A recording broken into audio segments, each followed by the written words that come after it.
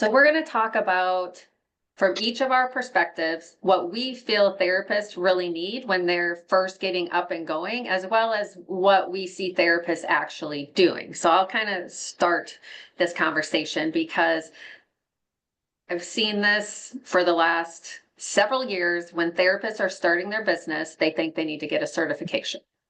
They think they need to go on and get more education on certain topics before they can start a business, even though they've gone to school for how long and are already experts in different area. They think they need a website before they can go out and see clients. I didn't have a website for my business for the first several years. And once I did do a website, it was pretty basic, and I've been able to build a successful practice. They think they can just go start seeing clients, that they don't really need to invest in appropriate forms and policies and procedures and things like that, that can lead to, that can cost them quite a bit, both financially, and it can even hurt their license as a therapist and what they're doing. So yeah, those are kind of some key things that I see when people are first starting out. Steve, what do you see people focusing on when they're first starting out that might not actually be where they should be focusing their time and energy? Yeah, it's a great topic, Kara, because we don't have unlimited amount of time to start a business, right? Once you start a business, essentially you have to do your best to make sure that your business is successful, right? Because time is of the essence with your business as well, because if you have a momentum, especially, you want to make sure that you're doing everything you can and you're focusing your time on where it's needed, right? When running a business, it's an entity, right? It's essentially it's a living, breathable life form, kind of like having a kid, because you are responsible for that entity once you form it, right? So you can't neglect it. Okay. So a lot of times, as you said, some people they focus right away on business cards and the websites. And not to say that those are not important, but there's an order of priority where you should be focusing on. Okay. So first thing you want to do, assuming you already created your corporation or your LLC, whatever you need to do that, the first thing you have to do is set up. You have to determine who your demographic audience is for your business. Are you catering to older adults? Are you doing lymphedema? Or you doing pediatrics? Whatever the case is, right? You have to determine that, because that's going to drive everything else, right? Having an EMR system is extremely important, but it's not on one of those like I have to get it before I see my patients type of priority, right? Focus on your business, have an EMR that you want to use, like ready to go. Like with Hello Note, a lot of clients they sign up with us, and we hold their first month payment for whenever they're ready. So with Business Builder program, once you sign up, you're not just thrown into an EMR. You go through level 1, level 2, level 3, right? So it's not just getting things thrown at you when you're not ready for it. Okay, so, and that goes into billing, which is one of the biggest things that I have clients tell me, is that they get lost with billing before they even have a patient to bill for. So to me, that doesn't make sense at all. Why are you focusing time on billing and getting all the paperwork and documentation ready to connect to the clearinghouse when you don't have a patient yet? Okay, we'll help you through that process, but it's going to get there. There's a right time and place for that, but until you get your first patient, don't worry about the billing side. So that's one of the biggest things that I see on my side, is users focusing on billing before they even have a first patient, and you should be focusing on more market research, referral sources, and getting your first patient. Some people are even hiring billers, Steve, before they even I start heard. seeing clients. And it's like, what are you doing? You don't even Yeah, know if you have a business yet. yeah, I hear that too. Like we do have those scenarios too, where we actually have clients, like sign up, and then they have their biller on the line, and then when we do a training or something with them, we can't even use their real account for training because they have no patients. And yeah, I mean, we have clients sometimes coming over from other systems and we have to import the data, but these circumstances are they have no patients at all, nowhere to import them from because they don't exist yet. And then they have the biller on the line. So again, not to say there's anything wrong with hiring a biller, but again, there's a right time and place for that. And if you're just starting a business, learn the basics and fundamentals because we will train you on basic elements of billing, including getting to, if you want to, getting to expert level. We have, Karen, you know this, we have clients from the Business Builder program that started with no patients, right? And Megan, you can attest to that. And then you built your foundation and you got yourself up to like a full caseload and hiring therapists and getting more and more patient caseload, and you were doing billing yourself. So if you wanted to, you can create your own billing company, based on the knowledge that we train you with. So there's absolutely no reason to hire a biller until you're ready. Me personally, I think at least 5 patients you should have and you should know how to bill before you hire a biller. So unless you want to, grow super quick and you have the referrals to show for it, and you just don't want to spend your time on billing, that's fine. But a lot of times it's not the case. We have people that sign up and they're not ready for anything yet, and then they hire a biller. Again, you don't want to waste your time with the biller too, because then they're just going to drop you after you have one patient or something like that. Only Yeah. one patient. And our goal is, like you mentioned, we want to teach the therapists we work with the billing process so they understand it. If they never learn it, they don't know if there's a problem, Exactly. which we have tons of people come to us after kind of nightmare solutions with billing. So our goal is to teach them to understand the process. So if they do eventually want to hire out or get someone else, they can. But another thing that we've had a lot of success with is, bringing on an admin to help with the billing side. And with your system that you guys have in place, they can keep it in-house and reduce, the expense of a biller and make sure that it's done correctly. So lots of options, but yeah, definitely, you don't need to worry about a biller until you actually know that you have clients and are seeing clients, and you need that billing knowledge as well. So let's go to Megan. Thoughts on clients Yeah, when everything you they're guys or just therapists said. when they're getting Yeah. started? I think the biggest thing is to kind of what Steve said, what you said. One thing you have to determine is, am I going into this business off of a feeling or off of facts? We all love to do certain things. I love to play volleyball. I'm not going to make money off of it. Okay. So I need to decide, just because I love health and wellness, I actually do.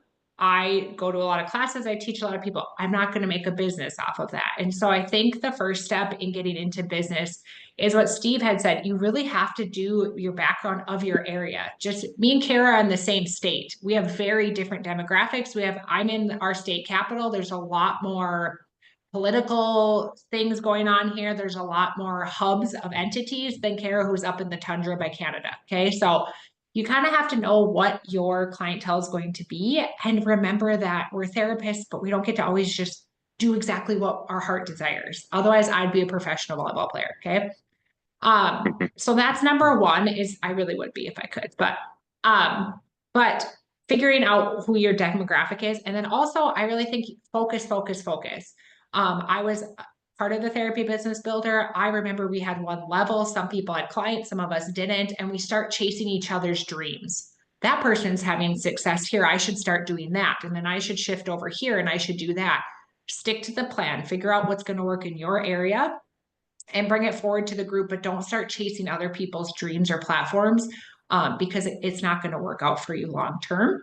And I do see that happen a lot. We get very anxious and stressed out because so and so has 10 clients and I don't have any yet, and they get the systems and I don't get the systems yet. And I think that's huge. And then finally, you have to be knowledgeable in everything. Steve made a great point about saying this is your child. You are now responsible for it and all of the components. And that's not just seeing patients and signing a note.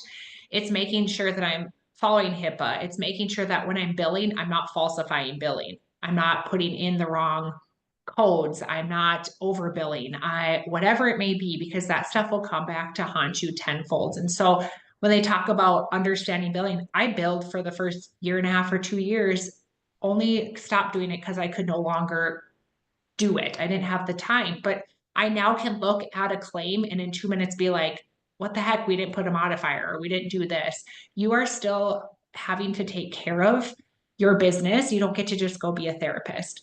And then finally, really just believing that or understanding you paid money to be a therapist, but you didn't get to just pay money to a college and then show up and get the degree. And so many people think you're going to pay money to be a business owner and just show up and be a business owner.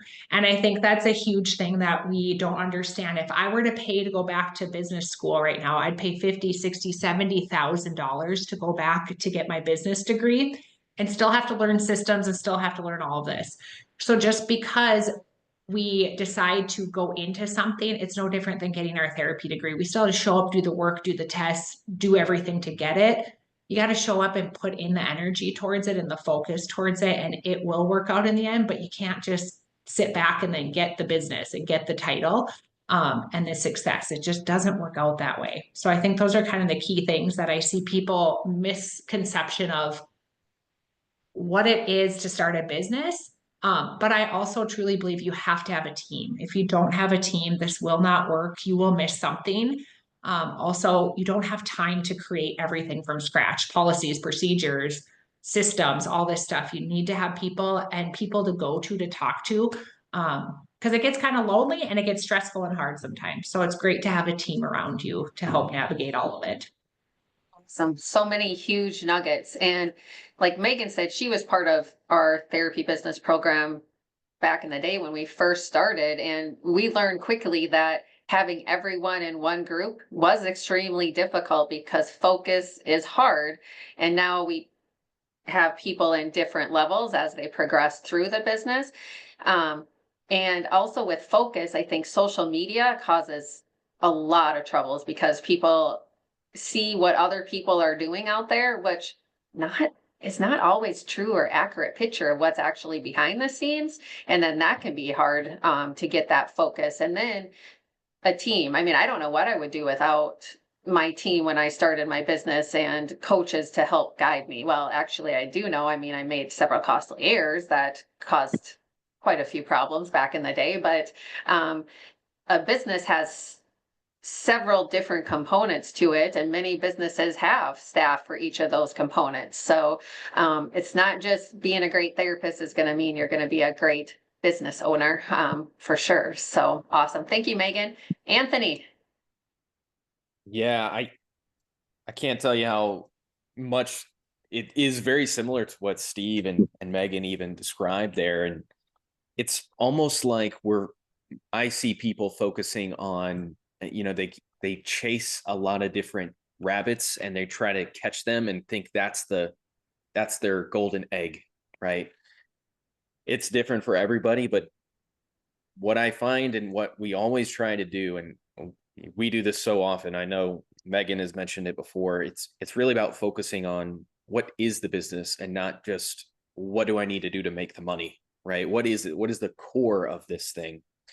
And of course, there are compliance components to that, but there are also credibility and visibility components to it.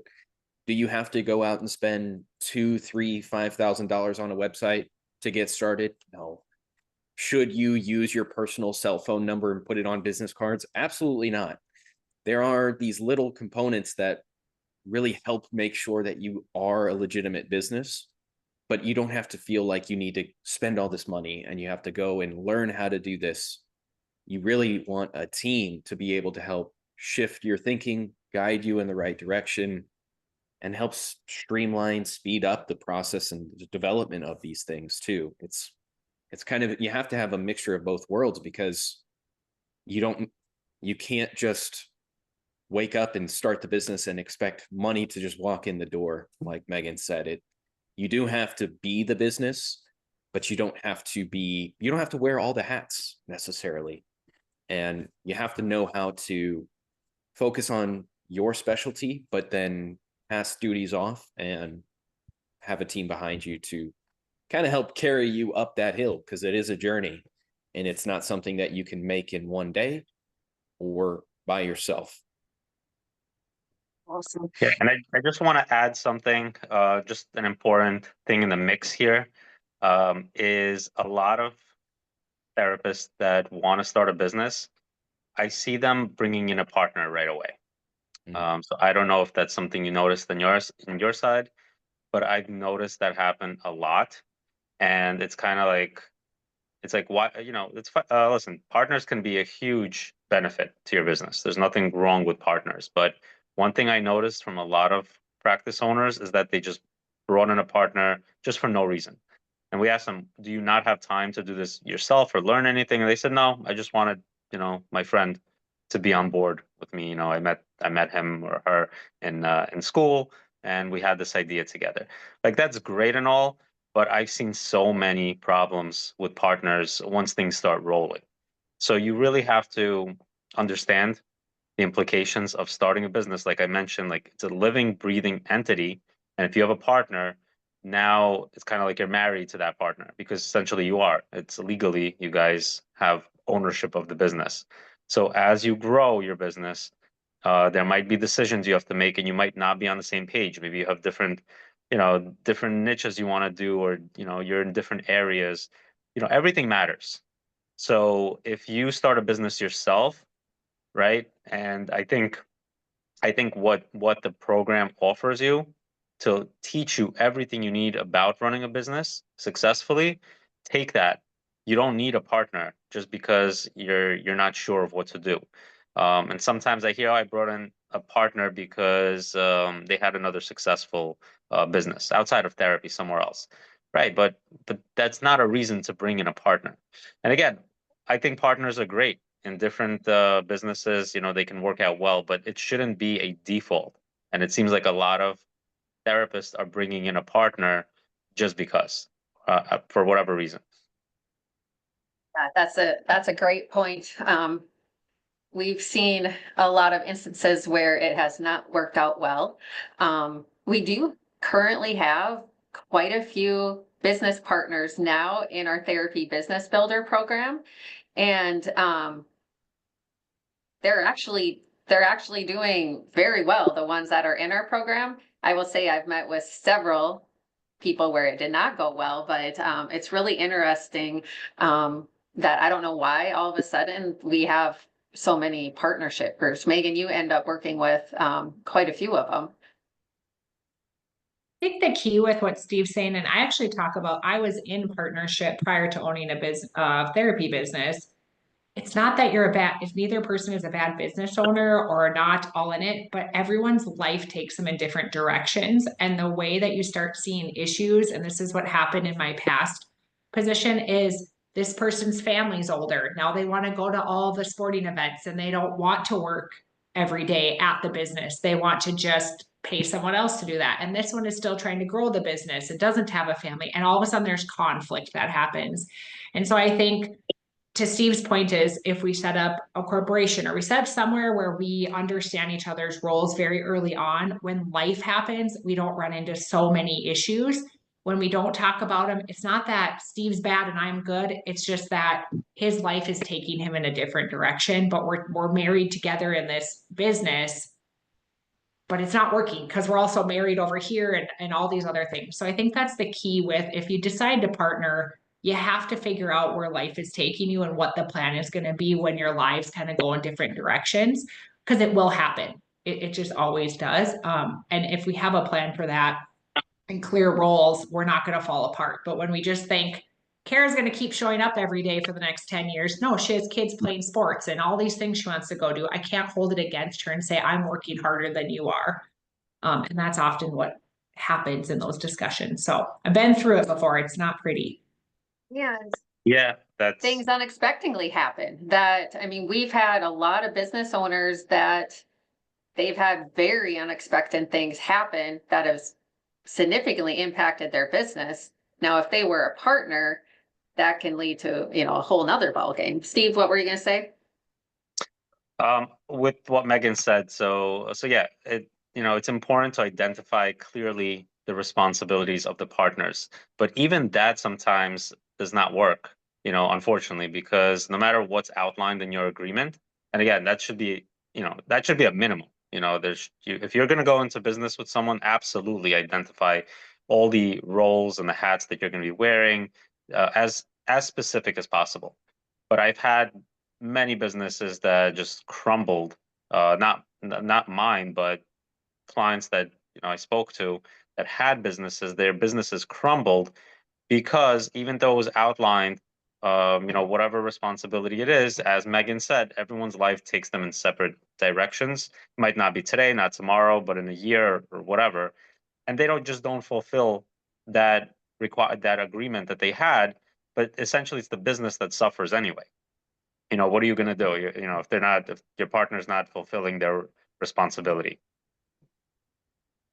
Awesome. One thing we didn't talk about that I see some business owners come to us with is they got help locally, either through like SCORE or some other like business program, or we've even had some therapists come to us that, went to an attorney, but all of these resources were not necessarily knowledgeable in a healthcare related business. And that can also lead them down a path that does not always work out well. We even had a therapist come to us that invested quite heavily in an attorney and spent a lot of money, but they didn't understand the rules and regulations of healthcare. So they had to restart from the scratch.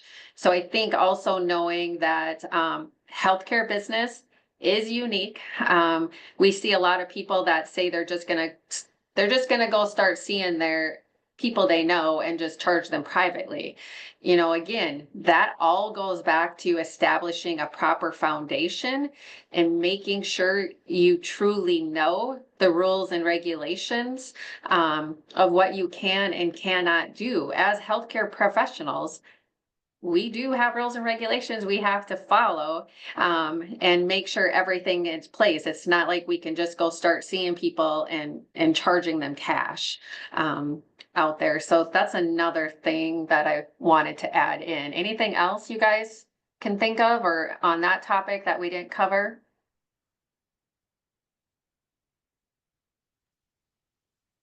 Good. Okay. So, we talked about a lot of different areas that can impact you. A final note, I will also say we've had therapists that have come to us that have spent, $3,000-4,000 on websites, and they've been trying to build their business for the last 3 years, but they don't have any clients yet. Or we have therapists that are, getting all these certifications, but they don't have clients yet. So a few things on what to do before you get started is really know and understand your clientele, your neighborhood, your community, what services they want or need. Just because you think it's important doesn't mean the community will. And know and understand the rules and regulations and get those policies and procedures in place. Anything else, Steve, that you want to highlight that No, people need to do right away? No, just right away. Look into the business builder program right away. No, but in all seriousness, a lot of times you don't want to feel like you're doing this alone, right? Because it can be overwhelming, especially if you've never had business experience. And the majority of the members, I feel like, did not have any business experience, which is why they found value in the program.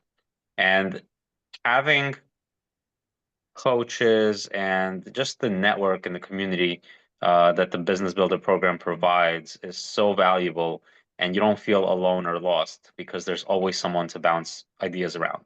And that doesn't only mean for us, as who we're trying to be in the program. It means other members of the program as well. You could just bounce around ideas, and I encourage that. I encourage others to, and we have those weekly calls. And I like when people have the same questions that others have. They just, didn't think about that question. It just tells you that we all have the same questions. We're all in the same boat, and we're going in the same direction. So it's important for everybody to work together. Awesome. Anthony, any last minute thoughts? One thing I thought about for you, Anthony, is you even love it if we can get in before they start a name, because even something as simple as a name can cause issues, especially with Medicare, but it can also, I mean, talk a little bit about the name side of things. Well, I see this oftentimes where you guys all come up with these great terms, and it's funny how similar your minds work with these terms like empower or focus, or you guys all have the same general, like, just scope and vision there. But how many other businesses are also thinking along that same path? And you can get into these little tricky waters where you picked out a business name, you submitted the legal side of it, and it all went out just fine. Now, when you go to have that digital home, a website, you find that there are other competitors with a very similar setup. And now you can probably find a domain that works. You're going to have to work it a little bit, but you also have to compete. You lose visibility. And I see it more often than not that patients call in and, oh, I thought you were with this place down the road, this other Empower over here 2 cities away. Like, that's, you want to avoid that. But at the same time, you don't want to just pick something plain. I want to help people really dig deep and find something that has meaning to them. And I use tools like ChatGPT to help stimulate the creative juices, because you're just one person and you can't have it all figured out all the time. And like Steve has mentioned, time is also of the essence. You can't just wait forever to start this thing. So, you have to kind of put some pedal to the metal, but then also have the team, the resources, those backboards to bounce ideas off of. And I want to go, hey guys, here's what I'm thinking. Somebody can say, don't like it, or go this direction. And as long as you're open to that constructive feedback, which as a business owner, you have to be at this point, you'll be okay. But that's one thing that I see is, if people have started a business, they just kind of pick something, and then we run into issues where they've got to manipulate their name, and now they're competing with, maybe they're an OT practice, but there's a physical therapy practice down the street, and it's causing chaos in other ways that you can't necessarily see when you're just starting out. I know we just got a message yesterday from one of our new therapists in the program who said that she had an awesome meeting with you on helping with the whole name setup, and how that can help her set up for success in the long run in many ways. So thanks, Anthony. Megan, any last minutes on additions to this? We pretty much, I think it's all been covered. Yeah. yeah, we covered, Yeah. we could talk on many topics for a long time. So awesome. Thank you guys. I appreciate it. Bye-bye.